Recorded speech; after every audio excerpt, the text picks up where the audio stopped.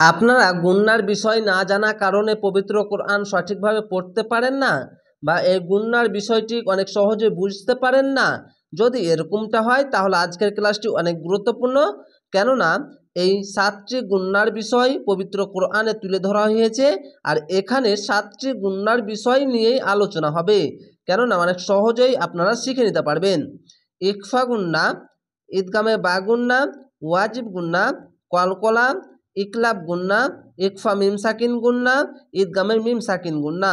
প্রথমে দেখেন ইকফা গুন্না হচ্ছে 15টি হরফ, নুন সাকিন, দুই জাবার, দুই পেশ এবং দুই জেরের পাশে আসবে।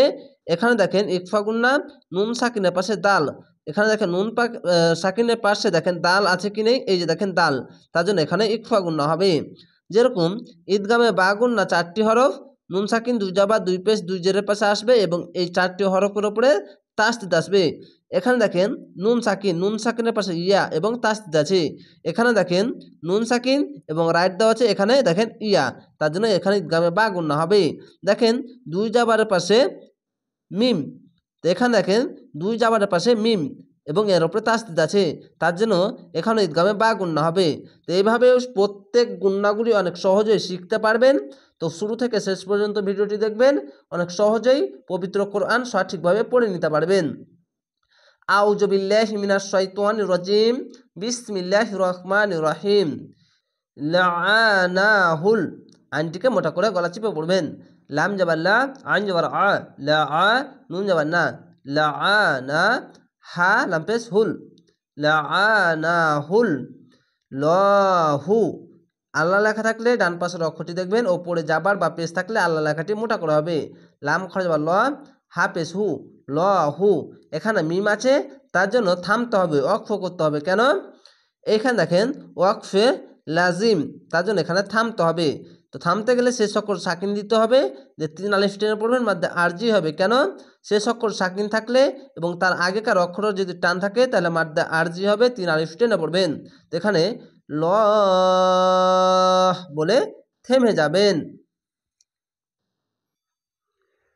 ওয়াকলা, যাওয়ারের পাশে খালি আলিফ, এক আলিফ টেনে পড়বেন। ওয়া যাবার ওয়া, ক পালি যাবার ক, ওয়া ক, লাম যাবার লা, ওয়া কলা লা আত্তাখিজান্না। এখানে ওয়াজিব গুন্না হচ্ছে 2টি। এখানে দেখেন ওয়াজিব গুন্না হচ্ছে 2টি, মিম এবং নুনের উপরে তাসদিদ থাকবে। এখানে দেখেন নুনের উপরে তাসদিদ আছে, তার জন্য ওয়াজিব গুন্না হবে। লাম যাবার লা, হামজা তা যাবার আত, আলিফকে হামজা পড়তে হবে। যদি আলিফের ওপর নিচে যে যাবার পেশ বা যে কোনো জিনিস আসলে আলিফকে হামজা পড়তে হবে। হামজা তা যাবার আত, তা যাবার তা, লা আত্তা, খ যাবার খি, লা আত্তা খি, জাল নুন যাবার জান, নুন যাবার না, জান না, লা আত্তা খি জান না। মিন, মিম নুনজের মিন, ইবাদিকা, যাবারের পাশে খালালিফ, এক আলিফ টেনে পড়বেন, আইনটিকে মোটা করে গলা চিপে পড়বেন। আইন জের ই, বা আলিজার বা, ই বা দাল জের দি, ইবাদি, কাব যাবার কাব, ইবাদিকা, ইবাদিকা। নসিবাম, এখানে ঈদগামে বা গুন্না, দেখেন ঈদগামে বা গুন্না, দুই যাবার পাশে মিম, দেখেন দুই যাবার পাশে মিম, তার জন্য।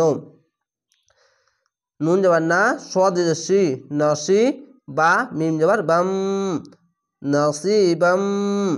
একটি যাবার বাদ কেন দিলাম? যদি তাসদিদওয়ালা অক্ষরের সাথে যুক্ত করতে গেলে দুই যাবার, দুই জের এবং দুই পেশ যদি থাকে তাহলে একটি যাবার, একটি জের বা একটি পেশ বাদ হয়ে উচ্চারণ হবে। মাফরুদ, এখানে আয়াত আছে, থামতে হবে, তার জন্য একটি যাবার আলিফের সঙ্গে মিলিয়ে এক আলিফ টেনে থেমে যাবেন। পেশের পাশে অসাকিন, এক আলিফ টেনে পড়বেন। মিম ফাজর মাফ, র অপেশ রু, মাফরু, দদ আলিজোয়ার দ, মাফরুদ। আশা করি আপনারা এই ছোট্ট ভিডিওর সাহায্যে গুরুত্বপূর্ণ বিষয়গুলি অনেক সহজে শিখে নিতে পারছেন। তো অবশ্যই চ্যানেলটিকে সাবস্ক্রাইব করে রাখবেন পরবর্তী ভিডিও দেখার জন্য। এই বিষয়গুলিও অনেক সহজে আরও শিখে নিতে পারবেন, যেগুলো আপনারা এই গুন্না বিষয়গুলি অনেক সহজেই শিখতে পারেন না, তো অনেক সহজেই শিখে নিতে পারবেন। আমার প্রত্যেক ক্লাসে এইভাবেই ক্লাসগুলো নেওয়া হবে, ইনশাল্লাহ আপনারা সঠিকভাবে শিখে নিতে পারবেন। ভালো থাকেন, সুস্থ থাকেন, আসসালামু আলাইকুম।